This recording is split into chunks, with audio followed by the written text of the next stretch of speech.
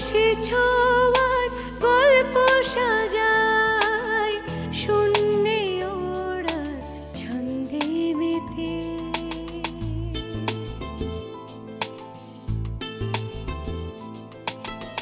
আকাশে যে অসীমের ঠিকানায় সে যেন শুধু দৃশ্য সাজায়। যত গল্প ধাঁধায় হাত বাড়ালে বুঝি কেউ নেই। আকাশ ছোঁয়ার গল্প সাজায় শূন্যে ওড়া ছন্দে মেতে।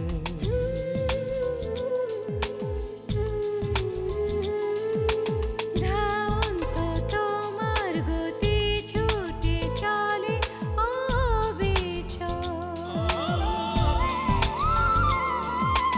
আমার আঙিনা প্রজাপতি চঞ্চল।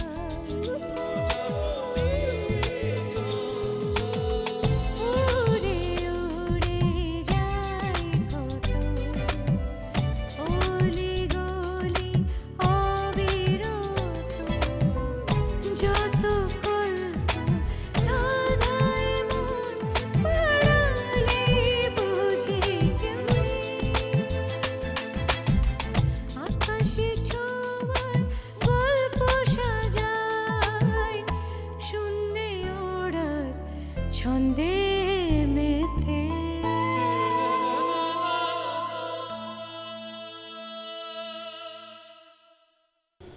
ওর স্টেটমেন্ট নেওয়ার আগে আমি ওর বাবার সঙ্গে কথা বলবো। আগে জানতে পারি কেন? সব কথা তোমাকে বলতে হবে কেন? আগে বলতে হবে যে কারণ কেউ কি এখানে নিয়ে এসছে সেটাও তো এখন পর্যন্ত আপনি আমাদের কাউকে বলেননি। হুম, তাহলে সব কথাই শুনবে? তোমাদের হোস্টেলটা যে এলাকায়, সেখানকার কিছু লোক কাল থানায় এসেছিল। এই যে মেয়েটা মায়া, আর একটা মেয়ে আছে না শিলা, তারপর এই যে তুমি এমন চেটাং চেটাং করছো, তোমাদের সবার নামে বলে গিয়েছে তোমরা সবাই হোটেলে দেহ ব্যবসা করো। কি বললেন আপনি? আমি ও আমরা আমরা আমরা কি করি? দেহ ব্যবসা। আপনি কিন্তু নোংরামির চূড়ান্ত সীমা চলে যাচ্ছেন। একটা মেয়ের রেপ হয়েছে আর আপনি তার সামনে তাকে যাতা বলছেন।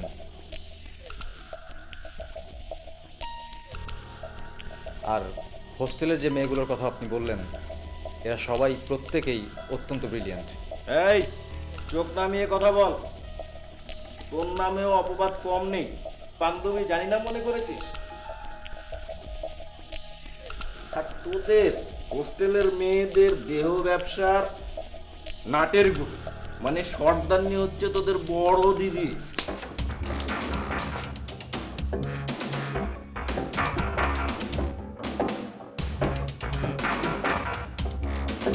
বেরিয়ে যান এখান থেকে। বেরিয়ে যান বলছি এক্ষুনি। বেরিয়ে যান। এক্ষুনি বেরিয়ে যান। কেউ যান। কয়টাকে দেখি? বেরিয়ে যান, বেরিয়ে যান।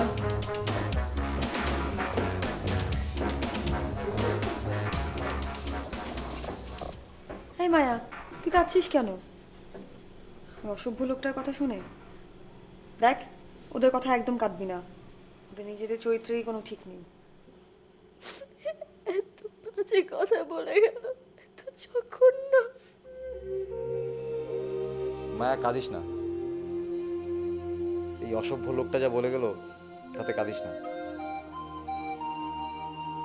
এতক্ষণ শুধু দীপা সন্দেহ করছিল, এখন আমারও মনে হচ্ছে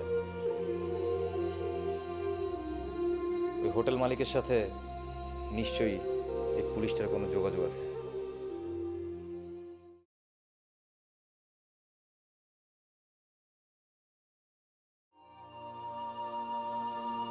আমার জন্য আপনাদের কত বাজে কথা শুনতে হলো। হ্যাঁ, তুই চুপ করবি? কে কি না কি বললো তা নিয়ে মন খারাপ করে কি আছে মায়া? মন খারাপ করছি না রে, ভয় লাগছে। পুরুষ মানুষদের তুই চিনিস না, ওরা যে কত জঘন্য হয় তুই জানিস না দীপা।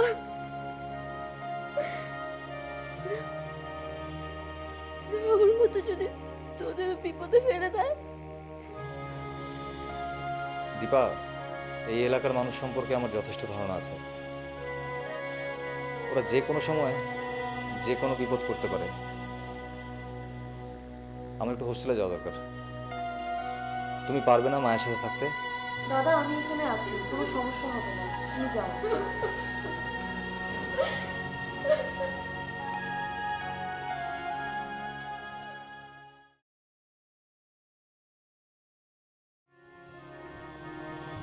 মন খারাপ করিস না ম্যাম, তোকে আর অনেক শক্ত হতে হবে, অনেক শক্ত।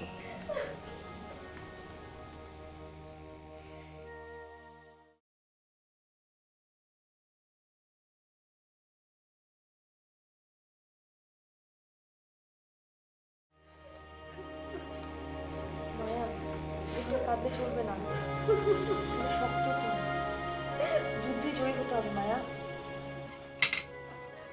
আপনারা এখন কি করবেন? এগুলো কি সহ্য করবেন? সহ্য করার কাম করতেছে। এই তুমি কথা কও না কে? মুখে কুলু পাইটে বসে রইছো। না না, সহ্য করো না। এই এলাকায় অন্য ভিন দেশি কোন মায়া মানুষ আইসা হোস্টেলে থাকে, ভালো কথা থাকে। ওই মায়া মানুষগুলা হোটেলে যাইয়া আবার নষ্টমি করে, উল্টাপাল্টা করে। এতে চরিত্র নষ্ট হয় কার? আমাকে এলাকার পুরুষ মানুষের তো নাকি? তো তুমি কথা কও না কে? ধরো তোমার সওয়াল যদি যাইয়া হোটেলে যাইয়া ওই মাইয়া মানুষগুলোর সাথে নষ্টি ফষ্টি করে, উল্টাপাল্টা কাম করে, তোমার কেমন লাগবে নি তখন? কেমন লাগবে নি?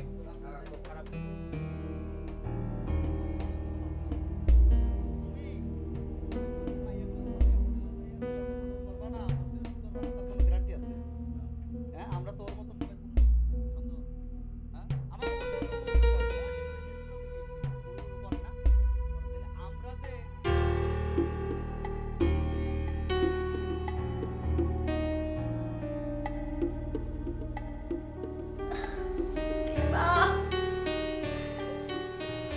দীপা, দীপা, দীপা। দেখুন তো কি হয়েছে।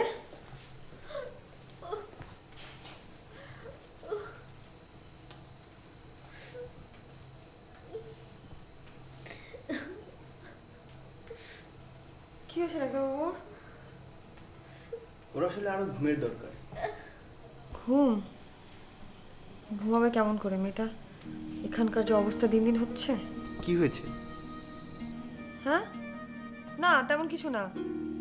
আপনি ওকে ঘুমের ওষুধ কখন দেবেন? আমার তো ডিউটি শেষ, আমি চলে যাব। কেন বলুন তো? ও আচ্ছা ডাক্তারবাবু, এখানে কি কোনো নার্সকে ঘন্টাখানেক বসিয়ে রাখা যায় না? নার্স তো কম, কেবিনে ডিউটি দিতে পারবে না, ওয়ার্ডে আছে, প্রয়োজন হলে ডেকে নেবেন। ও, আমি আসলে একটু বাইরে যেতে চাচ্ছিলাম। যান না, আমি আছি 10-15 মিনিট। আগে 10-15 মিনিটে তো হবে না, আমি তো একটু থানায় যেতে চাচ্ছিলাম। কেন, পুলিশ স্টেটমেন্ট নিয়ে যায়নি? না, মায়ের বাবা কোথায় গেলেন? উনি তো মায়ের এই ঘটনা শুনে এখানে এসেছিলেন, খুব মন খারাপ করেছেন, অনেক কান্নাকাটিও করেছেন। আমায় তো বললেন বাড়ির দিকে যাচ্ছেন কাকিমাকে নিয়ে আসতে, এখনো তো এসে পৌঁছায়নি। ট্রেন আজকাল বেশ লেট করে।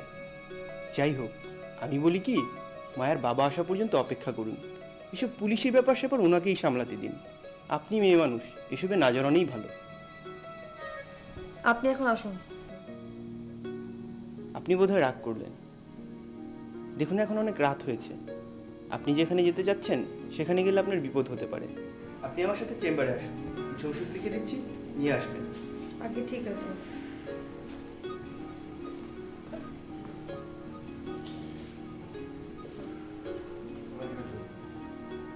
মায়া, এই মায়া, তুই একটু একা থাকতে পারবি না? কেন রে? আমি তোর ওষুধগুলো একটু নিয়ে আসি। ঠিক আছে, তাড়াতাড়ি আসিস। তুই পারবি তো থাকতে? আচ্ছা ঠিক আছে।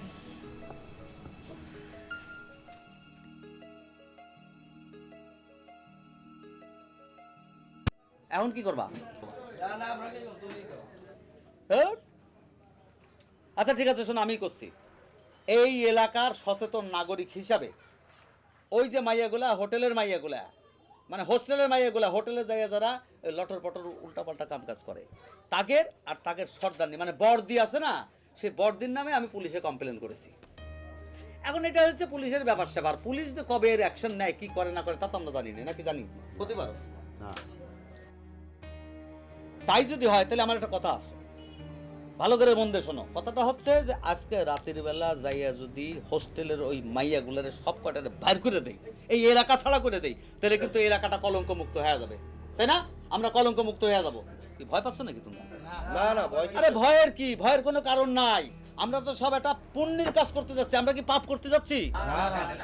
পাশের গ্রামের সবাই খবর দেওয়া গেছে, সবাই চলে আসতেছে, হোস্টেল ঘিরে ফেলাইছে, আর তোমরা এখানে বসে রয়েছো। চলো যাই, চলো চলো চলো চলো। মুরব্বি ভাই তুমি আগে যাও। এদিকে আসো। আরে ৬০ টাকা, এদিকে সমস্যার সমাধান করতে পারছি না, তোর ৬০ টাকা পরে নিস, দেখে রাখ। এদিকে চলো।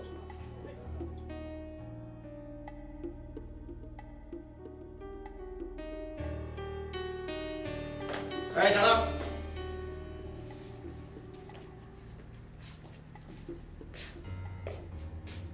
পুলিশ স্টেশনে যেতে চাইছিলি কেন? আমি যেখানেই যাই তাতে কার সক্রিয় তোর কান লাল করে দেবো ফাঁসি নিয়ে। যেমন তোরটা করে দিয়েছি। সবই তেজ হয়েছে তোর, না? তোর অবস্থাও তোর বন্ধের মতো করে দিই গো। এই ছাড়। ছাড়লাম, কিন্তু একটা কথা স্পষ্ট শুনে রাখ, আমি এই কেসের দায়িত্ব। আমাকে নিয়ে যদি পুলিশ স্টেশনে যাস আর অন্য কারোর সঙ্গে একটা কথাও বলিস, তাহলে তোর বান্ধবীকে তো একজন বলছে, তোকে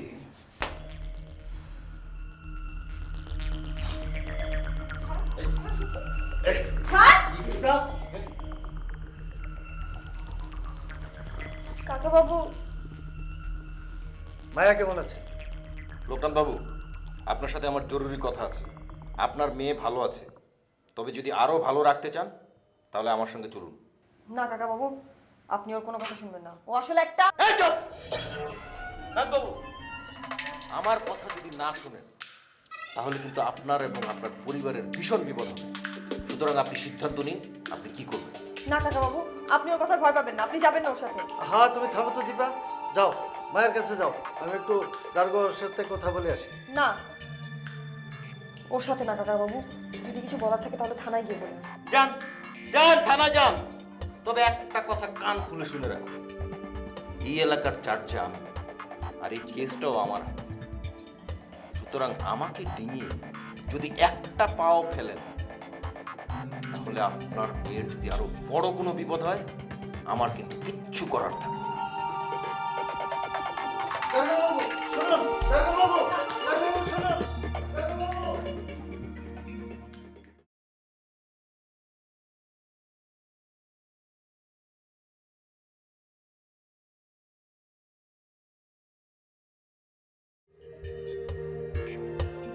তোমাদের হোস্টেলটা যে এলাকায়, সেখানকার কিছু লোক কাল থানায় এসেছিল।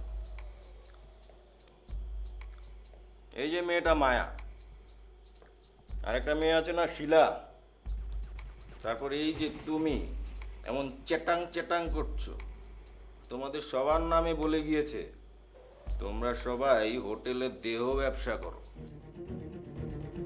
আমি এই কেসের দায়িত্ব। আমাকে নিয়ে যদি পুলিশ স্টেশনে যাস আর অন্য কারোর সঙ্গে একটা কথাও বলিস, তাহলে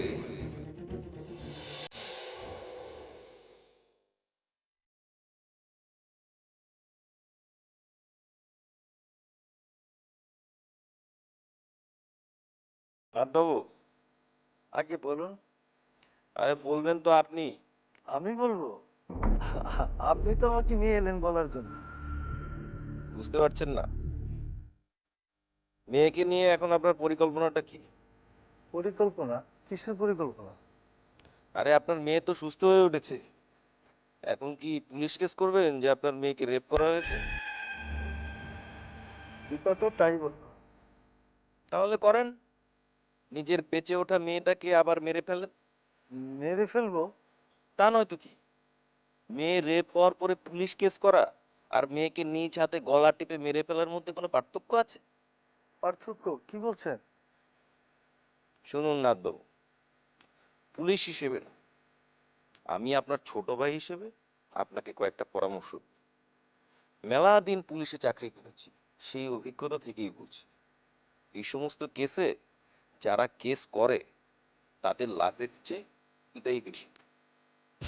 ক্ষতি? কিসের ক্ষতি? হ্যাঁ, কেস করবেন কার বিরুদ্ধে? আসামিকে আপনি চেনেন? চেনেন না। তাহলে পুলিশ কাকে ধরবে? আর মনে করলাম যে কোনোভাবে ধরে ফেলবে, তারপর যে আসামির শাস্তি হবেই, এটার কোনো গ্যারান্টি আছে? নেই। তারপর কেস আদালতে উঠবে, আইনের হাজারো ফাঁক ফোকর, আর আসামি যদি একটু ক্ষমতাশালী হয় তাহলে আরাম করে বের হয়ে আসবে। শুধু তাই না, খেপে গিয়ে আপনার জীবনটাও ধ্বংস করে থাকতে পারে। কি বলছেন? দেশে কি কোনো আইন নেই? উল্টো আসামেরই আমাদের বিরুদ্ধে। ভয় পাবেন না, আমরা আছি। আমরা দেখব আপনার যাতে কোনো ক্ষতি না হয়। তবে 24 ঘন্টা কি কাউকে পাহারায় রাখা সম্ভব? কখন কি করে ফেলে? সেজন্যই বলছি, এই সমস্ত কেস করে কোনো লাভ হয় না। এখন ক্ষতি কি কি হয় সেটা শুনেন। ক্ষতি? আরো বাকি? আরে যেটুকু শুনেছেন সেটা তো অনলি 1%, বাকি 99% এখন বলি। আর যেটা বলছি সেটা পুলিশি কথা না, সাধারণ বুদ্ধির কথা। ধরেন আপনি কেসটা করলেন, তারপর কি হবে? 20টা লোক জানবে যে আপনার মেয়ে রেপ হয়েছে। তখন মায়া কি কাউকে মুখ দেখাতে পারবে? এইটুকু কচি একটা মেয়ে, আর জীবনটা ধ্বংস হয়ে যাবে না? আর এই ঘটনা জানাজানি হলে কেউ কি বিয়ে করবে? আর আপনি মাথা উঁচু করে হাঁটতে পারবেন? লোকজন টিটকারি করবে না? আরে মানুষজন কি কম চেনা জানা নাকি আপনাদের? কাজেই সব দিক থেকে ঝামেলা, কষ্ট আর অপমানই জুটবে। দারোগা বাবু, এখন তাহলে আমি কি করব? এই সমস্ত কেস টেসের ঝামেলায় না গিয়ে চুপচাপ থাকাই আপনার জন্য লাভ। আরে যা হবার তা তো হয়েই গেছে, এখন যেটুকু আছে সেটুকু বাঁচান। আপনি ঠান্ডা মাথায় ভালো করে চিন্তা করে দিন, আপনি আমার কথা শুনবেন না ওই দীপার কথা? চলুন।